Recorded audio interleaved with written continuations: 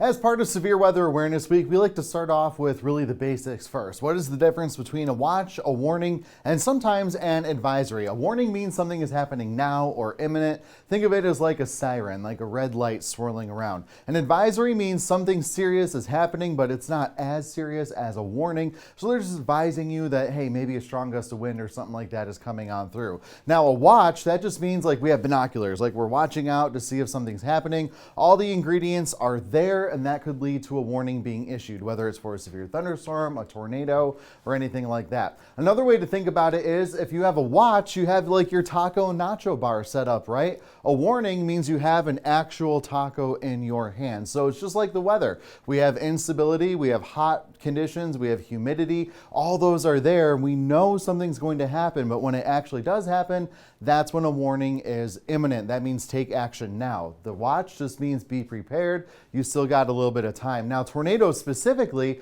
of course, you have the watch. Like I said, be prepared. That means conditions are favorable for those to form. Now, if there's a tornado warning, like some that we've already had this season, that means the radar has indicated that there is likely a tornado happening, and that means take shelter immediately. And then, of course, we have observed tornadoes, meaning law enforcement or a storm chaser has spotted the actual tornado on the ground like this in the background. Now, an emergency, that's usually issued. So if there is a tornado emergency, that means that it is on the ground doing significant damage and can cause loss of life. So please take all that very, very seriously. But one thing to keep in mind here is if you're storm ready, do you have a home that can withstand? Is it, mobile home's not a good place to be? If no, is there a neighbor or friend or family whose house you can go into? Or is there a shelter nearby, such as a mobile home park, things like that? Sometimes they have one. Obviously, you want to get to the lowest level. No windows, a basement is always best. So once you have that all figured out,